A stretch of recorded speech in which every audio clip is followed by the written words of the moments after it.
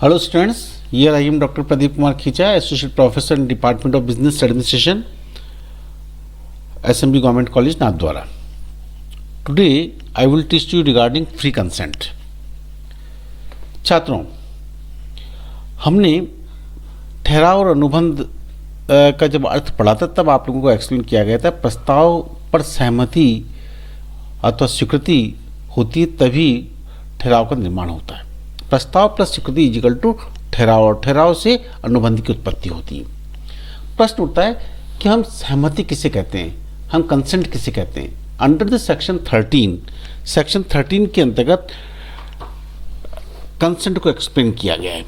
2 or more person are said to consent when they agree upon same thing in same sense। जब 2 या 2 से अधिक व्यक्ति एक बात या एक विचार पर एक ही अर्थ अथवा एक ही भाव से सहमत होते हैं तो उसको हम सहमति कहेंगे। दोनों ही पक्षकारों का भाव एक ही होना चाहिए, दोनों का सेंस एक ही होना चाहिए। अगर दोनों पक्षकार अलग अलग भाव रखते हैं तो हमारा कानून उसको सहमति के रूप में, कंसेंट के रूप में, एसेंट के रूप में नहीं मानता है। ठहराव की उत्पत्ति के लिए सहमति होना जरूरी है, किंतु हमारा कानून एक बात और कहता है, केवल सहमति ही नहीं होनी चाहिए, सहमति के साथ में ऐसी सहमति स्वतंत्र भी होनी चाहिए।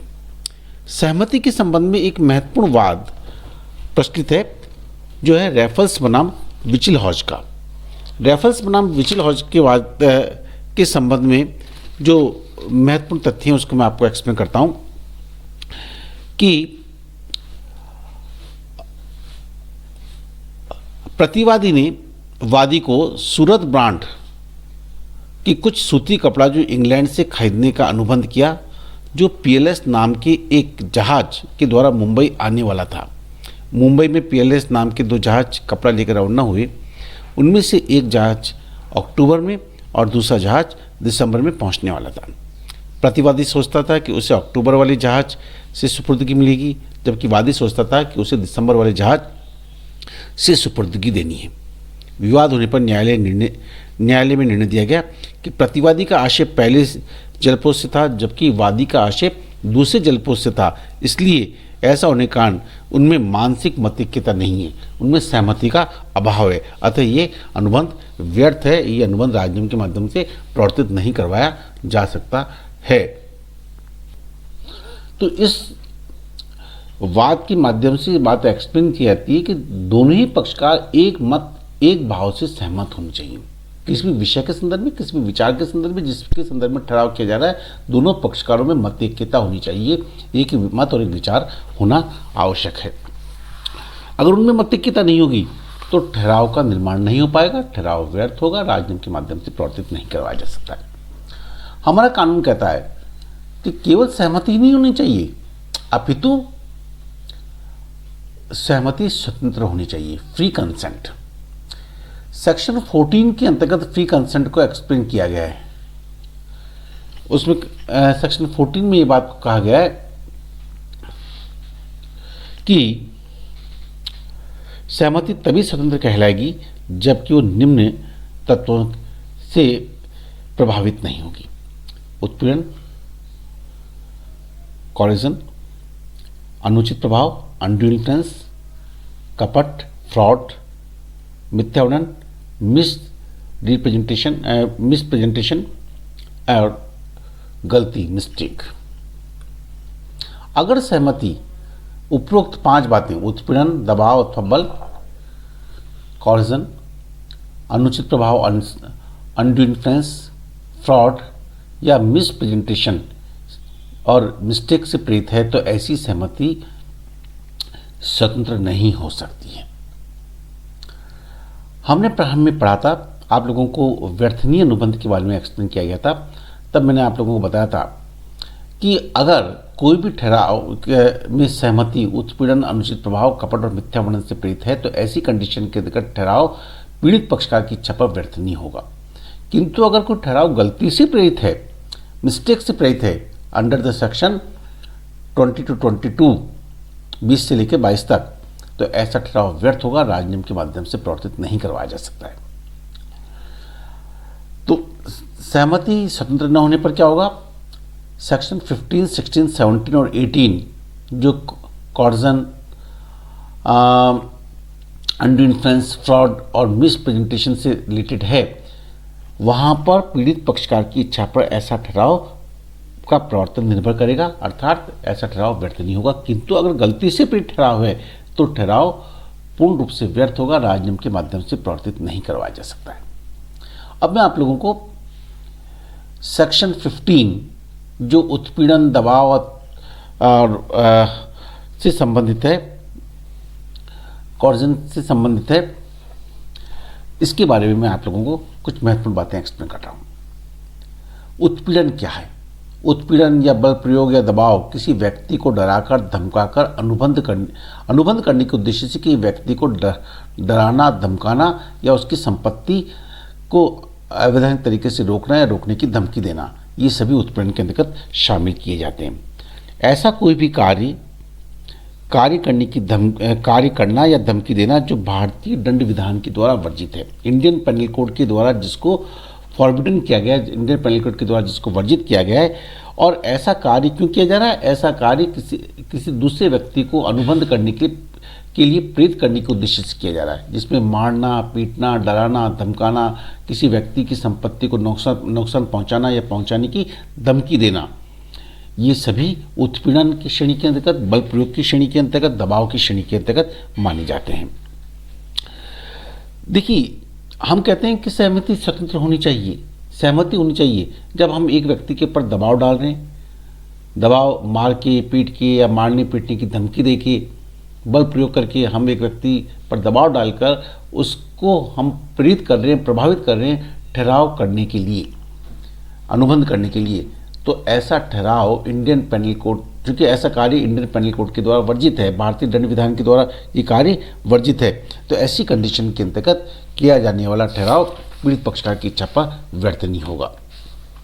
तो सेक्शन 15 के अंतर्गत जिन बातों का उल्लेख किया गया है, मैंने अभी आप लोगों को उसके संदर्भ में एक्सप्लेन किया कि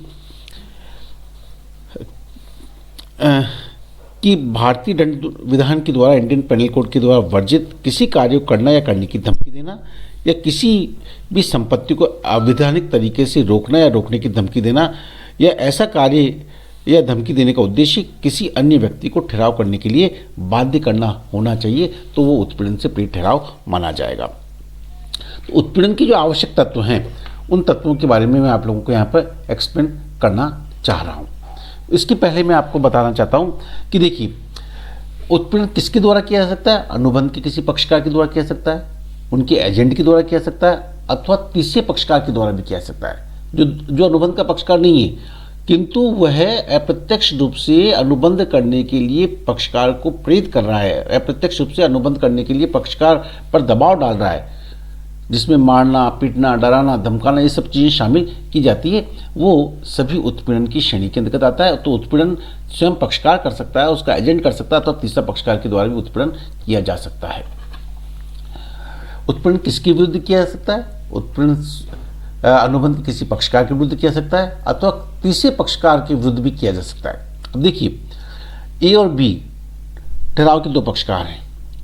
ए अपने एजेंट के माध्यम से बी के ऊपर दबाव डाल रहा है कि या तो ठहराव कर लेना, अन्यथा आपके बेटे बी के बेटे को धमकाया जा रहा है, बी के बेटे को मारा जा रहा है, उसका अपहरण किया जा रहा है।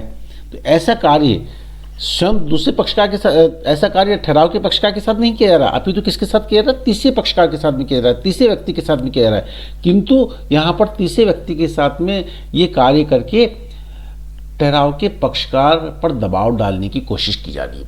तो अनुबंध के किसी पक्षकार के विरुद्ध ये कार्य किया जा सकता है और तीसरे पक्षकार के विरुद्ध भी ये कार्य किया जा सकता है। प्रश्न उठता है कि उत्पीड़न का स्थान, प्लेस के बारे में। देखिए, जहाँ उत्पन्न किया गया वहाँ पर यह आवश्यक नहीं कि भारतीय दंड विधान, भारतीय दंड संहिता, इंडियन पेनल कोड वहाँ पर लागू हो। अगर वहाँ पर भारतीय दंड विधान लागू नहीं होता है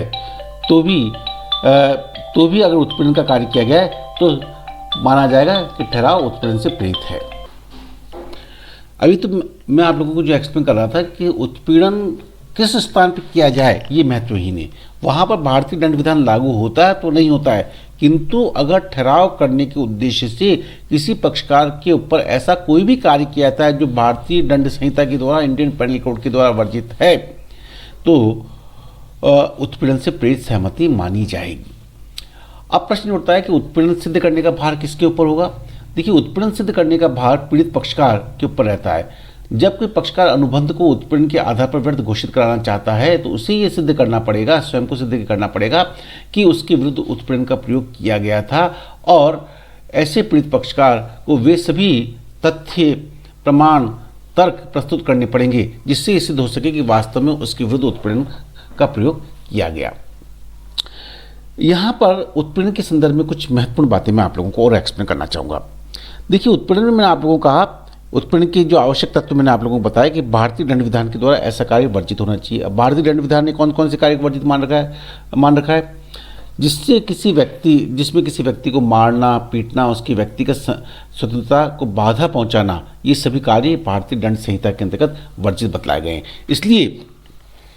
इसलिए ऐसे कार्य, अगर कोई ऐसा कार्य किया जाता तो उत्पीड़न से प्रेरित ठहराव माना जाएगा। अब देखिए, इसके अंतर्गत जो महत्वपूर्ण बातें आती है, किसी स्त्री के अपहरण अथवा अपहरण की धमकी देना, किसी व्यक्ति की हत्या करना या हत्या करने की धमकी देना, किसी व्यक्ति को मारना, मारने की धमकी देना, शव के दाह संस्कार को ले जाने से रोकना या रोकने की धमकी देना, किसी व्यक्ति को शारीरिक रूप से कष्ट पहुंचाना, किसी व्यक्ति को डर दिखाना, डराना, धमकाना, या किसी व्यक्ति की व्यक्तिगत स्वतंत्रता को बाधा पहुंचाना, ये सभी कार्य इंडियन पेनल कोड के द्वारा वर्जित बतलाए गए हैं। अभी मैंने आप लोगों को कहा था कि उत्पीड़न का प्रयोग कहाँ किया जाए। इसके संदर्भ में ये कहीं भी उत्पीड़न का प्रयोग किया जा सकता है, भले से वहाँ पर भारतीय दंड विधान लागू होता है अथवा नहीं होता है। अगर उत्पीड़न का प्रयोग ठहराव करने के उद्देश्य से किया गया है तो वो पीड़ित पक्षकार की इच्छा पर ठहराव व्यर्थ नहीं होगा। उत्पीड़न का उद्देश्य दूसरे पक्षकार को ठहराव करने के लिए प्रेरित करना होना चाहिए। उत्पीड़न का प्रयोग स्वयं पक्षकार के द्वारा भी किया जा सकता है। स्वयं पक्षकार के द्वारा न किया जाए कि उसके एजेंट अथवा तीसरे पक्षकार के द्वारा भी किया जा सकता है, और तीसरे पक्षकार के ऊपर भी किया जा सकता है। यहाँ पर कुछ बात मैं आप लोगों को और एक्सप्लेन करना चाहूँगा। क्या आत्महत्या करना या आत्महत्या करने की धमकी देना उत्पीड़न की श्रेणी में आता है? देखिए, आत्महत्या अगर कर ली गई है या आत्महत्या करने का कोई प्रयास किया गया है तो आत्महत्या करना हमारे पेनल कोड के द्वारा वर्जित है। अगर कोई व्यक्ति सुसाइड टू अटेम्प्ट करता है और बच जाता है तो ऐसी कंडीशन के अंतर्गत भारतीय पेनल कोड के तहत उसको दंडित किया जाता है, उसके ऊपर मुकदमा दायर किया जाता है। अगर कोई व्यक्ति आत्महत्या करने की धमकी देकर किसी दूसरे पक्षकार को ठहराव के लिए प्रेरित करता है तो हमारी कानून इसको उत्पीड़न की श्रेणी के अंतर्गत ही मानेगा, उत्पीड़न की श्रेणी के अंतर्गत ही माना जाएगा। किंतु कुछ धमकियों को उत्पीड़न की श्रेणी के अंतर्गत नहीं माना गया है। अब कुछ धमकियाँ कौन सी थी कि अगर आपने ये कार्य नहीं किया तो मैं आपके खिलाफ वाद दायर कर लूँगा। देखिए, वाद दायर करना उत्पीड़न की श्रेणी में नहीं है। कोई भी व्यक्ति किसी भी दूसरे पक्षकार के विरुद्ध न्यायिक कार्रवाई कर सकता है, तो वाद दायर करने को हमारा कानून उत्पीड़न की श्रेणी में नहीं मानता है। कर्मचारियों के द्वारा अपनी मांगों को मनवाने के लिए धमकी देना कि हम हड़ताल पे चले जाएंगे, हम तालाबंदी कर देंगे, ये उत्पीड़न की श्रेणी के अंतर्गत नहीं माना गया, क्योंकि इंडस्ट्रियल डिस्प्यूट एक्ट के तहत वैध तरीके से हड़ताल तालाबंदी करने को मान्यता प्रदान की गई है। अनुबंध करने के लिए बाध्य करना, यदि किसी राज्य के द्वारा किसी व्यक्ति को अनुबंध करने के लिए बाध्य किया जाता है तो ऐसी बाध्यता धमकी वैध मानी जा सकती है, उत्पीड़न नहीं मानी जाएगी। मकान खाली करने के लिए मकान मालिक के द्वारा नोटिस देना, गिरवीदार के द्वारा संपत्ति को रोकना कि भाई आप मेरा भुगतान जब तक नहीं करोगे तब तक मैं आपकी संपत्ति नहीं दूंगा, तो ये उत्पीड़न, ये धमकियां देना उत्पीड़न की श्रेणी के अंतर्गत नहीं मानी जाती है। यहाँ पे उत्पीड़न में आप लोगों को बताया था कि इसमें अवैध तरीके से संपत्ति को रोकना या रोकने की धमकी देना भी उत्पीड़न की श्रेणी के अंतर्गत आता है कि भाई जब तक आप मेरे साथ ठहराव नहीं करोगे तो मैं आपकी संपत्ति को आपकी संपत्ति को मेरे को नहीं बेचोगे तब तक मैं आपकी संपत्ति को मैं आपको नहीं दूंगा, उस पर कब्जा कर लिया, ज़बरदस्ती मैं कब्जा कर लूँगा। तो ये कार्य किया जा रहा है। ये कार्य क्या है? ये कार्य सभी उत्पीड़न की श्रेणी के अंतर्गत है, क्योंकि संपत्ति को अवैधानिक तरीके से रोकना या रोकने की धमकी देना या संपत्ति को क्षति पहुंचाने की धमकी देना, ये सभी उत्पीड़न की श्रेणी के अंतर्गत माना जाता है। उत्पीड़न स्वयं पक्षकार के द्वारा किया जा सकता है या किसी अन्य पक्षकार के द्वारा किया जा सकता है, उत्पीड़न स्वयं पक्षकार के ऊपर किया जा सकता है या किसी अन्य व्यक्ति के ऊपर किया जा सकता है। अब प्रश्न उठता है उत्पीड़न का प्रभाव क्या होता है। सेक्शन 19A के अंतर्गत उत्पीड़न के प्रभाव को एक्सप्लेन किया गया है। उसमें ये बताया गया है, ऐसा ठहराव पीड़ित पक्षकार की इच्छा पर व्यर्थ नहीं होता है। पीड़ित पक्षकार ऐसे अनुबंध को रद्द कर सकता है, समाप्त कर सकता है। अग्रिम राशि वस्तु पुनः प्राप्त की जा सकती है, मतलब प्रत्यास्थापना का नियम इस पर संभव होता है। अगर पक्षकारों के द्वारा किसी प्रकार का लेन देन किया गया है, संपत्ति का आदान प्रदान किया गया है, तो प्रत्यास्थापना रेस्टिट्यूशन इसके ऊपर एप्लीकेबल होता है। ये उत्पीड़न के संदर्भ में महत्वपूर्ण बातें हैं जिसको मैंने आप लोगों को इस लेक्चर के माध्यम से एक्सप्लेन किया है। नेक्स्ट लेक्चर में मैं आप लोगों को अनुचित प्रभाव के बारे में एक्सप्लेन करूँगा।